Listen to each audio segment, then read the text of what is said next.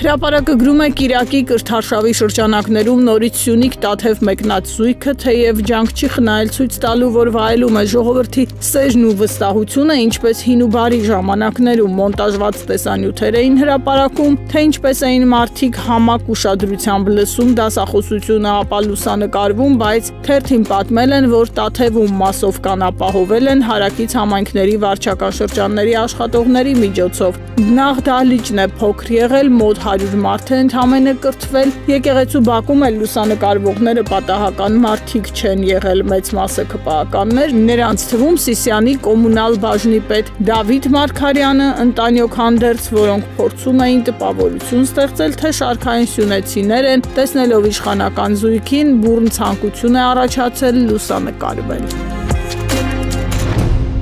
Ժողովուրդը գրում է մայիսի 15-ին հրապարակվել էր նոր Նորքի թաղապետ Տիգրան Տեր-Մարգարյանի հեռանալու որոշումը։ Երեկ պաշտոնապես հայտնի դարձավ այդ մասին Երևանի քաղաքապետ Տիգրան Ավինյանը, ըստ թերթի աղբյուրի վերջին օրերին բանակցային գործընթաց է սկսել նրա հեռացման վերաբերյալ, պատճառը հանրային ու քաղաքական բուռն վրդովմունքն էր։ Դեպքից հետո վարչական վարույթներ հարուցվեցին ինչպես Արթուր Շախոյանի, այնպես էլ Տեր-Մարգարյանի նկատմամբ, սակայն վերջինս շարունակում էր պաշտոնավարել, փորձելով իր դիրքերը պահել նաև քաղաքական հարթակներում։ Փաշինյանի քաղաքական թիմակիցները, ներառյալ ԿՊԱ-ականները, հասկացել են, որ իրենց խորապես խոցելի են դարձնում նման դեպքերը։ Այս ֆոնին Ավինյանը կարողացել է կազմակերպել Տեր-Մարգարյանի հեռանալը։ Թերթը հիշեցնում է, որ Հանրապետություն կուսակցության ներկայացուցիչ Մալաթիա Սեբաստիա վարչական շրջանի ղեկավար Ռոմիկ Մխիթարյանը բաց տեքստով ասել էր, որ եթե Տիգրան Տեր-Մարգարյանը հրաժարական տա,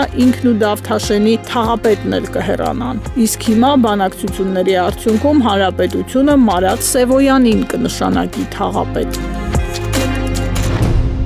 Հրապարակն էլ գրում է, թե պետշաբաթներ առաջ հայտարարվեց, որ Երևանն ու Բաքուն համաձայնության են եկել խաղաղության պայմանագրի տեքստի շուրջ, Ադրբեջանը նորանոր պահանջներ է ներկայացնում Հայաստանին, հիմա էլ պահանջում է զինանշանը փոխել։ Տիրանայում Եվրոպական քաղաքական համայնքի 6-րդ գագաթնաժողովի շրջանակում Փաշինյանը պատասխանել էր Ադրբեջանի հանրային հեռուստաընկերության թղթակցի հարցին, հայտարարել, որ խաղաղության պայմանագրի ստորագրման հետ միաժամանակ կարվի Մինսկի խմբի լուծարումը, ասել էր, որ Հայաստանի սահմանադրությունում որևէ հարևանի նկատմամբ տարածքային պահանջ չկա։ Սակայն Բաքվից հնչեց արձագանք, որ Հայաստանի վարչապետը կրկին փորձում է մոլորեցնել։ Նույնիսկ զինանշանը, որ հիշատակվում է Հայաստանի սահմանադրության 21-րդ հոդվածում, արտացոլում է հարևանների նկատմամբ Հայաստանի տարածքային պահանջները, մեջբերում է թերթը Ադրբեջանի ԱԳՆ խոսնակի հայտարարությունից ու նկատում որոշ տեղեկություններով Փաշինյանը պատրաստ է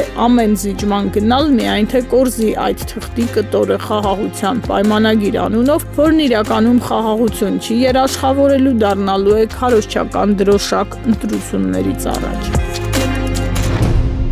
Հրապարակի տեղեկություններով մայիսի 18-ին 100-ից ավելի անհետ կորած զինծառայողների ծնողներ ԱԱԾ տնօրեն Աբազյանի հրավերով Շիրակի մարզում Արթիկ տարածաշրջանում մատաղ ուտելու են գնացել։ Մատաղի արարողությանը ներկա են եղել նաև Անահիտ Ավանեսյանը, Շիրակի մարզպետը ու այլ պաշտոնյաներ։ Մատաղից հետո անհետ կորածների ծնողները լուսանկարվել են իշխանավորների հետ։ Ծնողներից մեկը թերթի հետ զրույցում տարակուսել է, որ մյուսները փոխարենը համախմբված պայքարի դուրս գան ԿՊԱ-ականների հետ ուտել խմելու են գնում, թերթը տեղեկացել է մի շարք ծնողներ մերժել են հրավերը։ Պարզ է, որ իշխանության տարբեր օղակներ զբաղված են հանրային դժգոհության օջախները մարելով, իսկ զոհվածների ու անհետ կորածների հարազատների դժգոհությունը ԿՊ-ի համար ամենավտանգավորն է, բայց որ այդ դժգոհությունը մարելուն կարող էր լծվել ԱԱԾ տնօրենը, փոխանակ երկրի առջև ծառացած անվտանգային խնդիրներով զբաղվի, արդեն բոլոր պատկերացումներից վեր է, գրում է թերթը։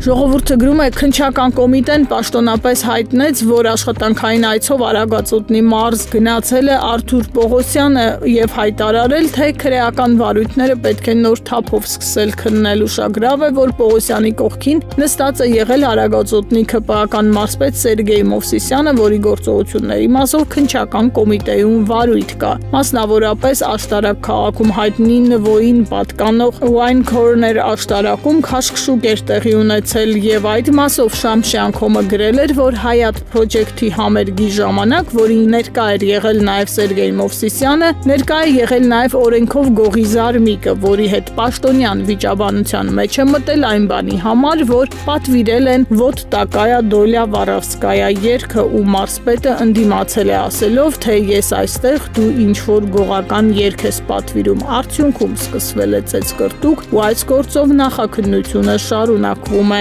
Սա էլ քիչ չէ, մարզպետի խորհրդականը հայտնվել է իրավապահների տեսադաշտում թմրանյութի գործով եւ հիմա կոմիտեի նախագահը գնացել է մարզպետի կողքին նստել, արդար ու օբյեկտիվ քննությունից է խոսում։ Հերթը հարցնում է, թե այս լուսանկարից հետո ինչ արդարության ու ԿՊԱ-ականներին պատժելու մասին կարող է խոսք գնալ։